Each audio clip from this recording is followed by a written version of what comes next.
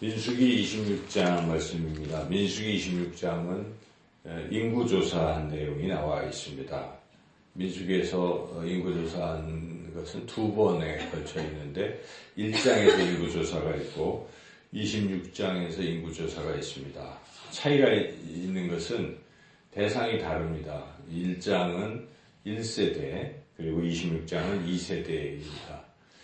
1세대에서 이제 인구조사를 하고 이렇게 가나안 땅을 향해서 진군을 시작을 했죠.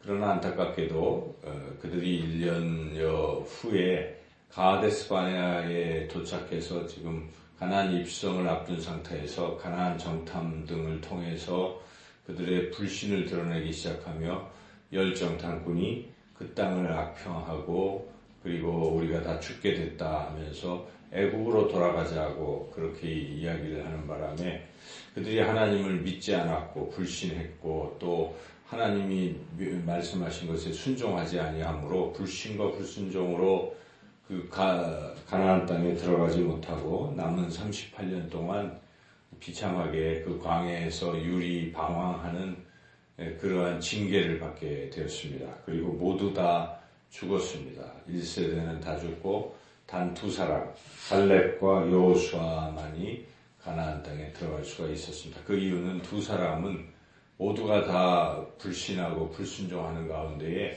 하나님을 절대적으로 신뢰하고 하나님이 우리와 함께 하시면 우리가 반드시 그 땅을 취하리라 그러한 믿음을 보이고 또 하나님 말씀에 순종했기 때문에 하나님께서 특별히 또 갈렙에게는 네가 나를 온전히 쫓았은즉 온전히 순종하였은즉 너는 가나안 땅에 들어갈 것이다. 여호수아도 마찬가지죠. 그래서 그 두 사람을 제외하고는 나머지는 다 그냥 광야에서 쓸쓸히 다 죽고 말았고 그들의 자녀들 당시에 20세 이상으로 계수가 되지 않았던 그들이 이제 나이가 한 40대가 되기도 하고 등등. 그러니까 아마 20세에서 40세 정도 되는 아주 젊은이들이라고 볼 수 있겠죠.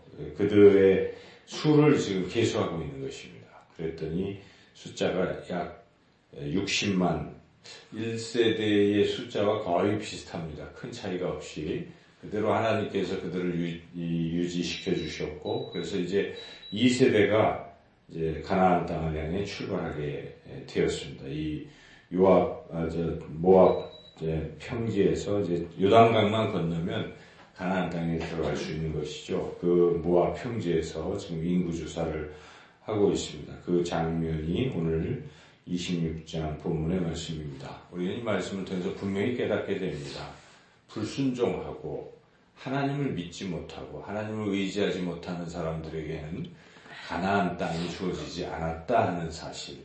우리가 하나님을 믿지 아니하고 하나님 말씀에 불순종하고 살면 하나님 나라에 우리가 들어갈 수 없다는 사실을 분명히 우리에게 깨닫게 해주는 말씀입니다. 갈렙과 여호수아 그리고 2세대처럼 하나님 말씀을 믿고 그 하나님을 의지하고 하나님께 순종하는 자들만이 하나님께서 예비하신 그런 가나안 땅 하나님 나라에 들어갈 수 있다는 사실을 우리가 분명히 깨닫고 오직 하나님을 의지하고 하나님 말씀에 순종하며 저 천상을 향해 오늘도 나아가시기를 주님의 이름으로 축원합니다.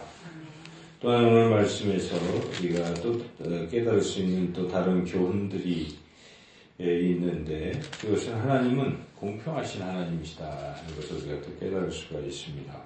그것은 이제 가나안 땅에 들어가서 그 땅을 어떻게 분배할지 하나님께서 그 원칙을 지금 말씀에 모세를 통해서 말씀해 주시는데 그 부분이 뒤에 52절부터 56절까지 사이에 기록되어 있습니다. 거기에 보면 하나님께서는 사람의 숫자대로 땅의 크기를 결정하라 이런 말씀입니다. 그래서 수가 많은 자들에게는 기업을 많이 줄 것이요 수가 적은 자에게는 기업을 적게 줄 것이니 그러니까 사람의 숫자대로 사는 거니까요. 뭐 특별히 막 어떤 뭐 다른 조건이 아니라는 것이죠. 그래서 하나님은 공평하십니다. 하나님의 자녀들, 하나님의 백성들. 물론 가나안 땅에 들어가고 못 들어가고는 이미 공평 불공평의 차원이 아니고 믿음으로 하나님 나라 들어가는 것인데, 들어가고 나서는 그 땅에서는 하나님의 원칙은 공평하다는 것을 우리가 알 수가 있죠. 공평하신 하나님입니다. 그래서 우리가 늘 이 세상을 살아갈 때도 하나님의 마음을 우리는 품어야 됩니다. 어디서든지 우리는 공평을 잃어서는 안 된다는 것이죠. 우리가 공무원들도 공평해야 되잖아요. 공평무사. 사심을 버리고 공평해야 되는 것이죠. 정치인들도 공평해야 됩니다. 모름지기 지도자는 공평해야죠. 편애를 하거나 편견을 갖거나 할 때부터 질서가 무너지기 시작하는 것이고 공동체가 깨지고 맙니다. 그래서 항상 지도자는 공평한 사람을 우리가 택해야 되죠. 사심이 없고 이 사람 저 사람 자기 마음대로 이렇게 하지 않고 원칙대로 하는 것 참 중요한 것입니다. 그래서 공평한 이런 덕목이 참 필요하다는 것을 깨닫습니다. 우리 그리스도인들은 항상 이런 공평한 사람이 돼야 되고, 어디 이렇게 불평등한 부분들이 있고 하면은 바로잡아야 된다는 것이죠. 우리 그리스도인들은 그런 것들을 바로잡을 수 있어야 됩니다. 그냥 보고도 못 본 척 눈 감는다면 그것도 잘못된 것이죠. 물론 자기에게 손해를 볼 때는 그건 뭐 감수할 수가 있습니다. 우리는 또 온유해야 되니까요. 내가 손해보는 것은 뭐 손해볼 수 있겠지만, 그러나 억울한 사람들이 있을 수 있잖아요. 사회에도 눌리고 억압받고 돈이 없고 힘이 없어서 힘센 자들과 권력자들에 의해서 억압을 받기 시작한다면, 우리가 그걸 못 본 척 눈 감는다면 그건 그리스도인이 아닌 것이죠. 한국교회가 왜 한때 부흥이 됐었는가, 그리고 지금 왜 이렇게 부흥이 안 되는가?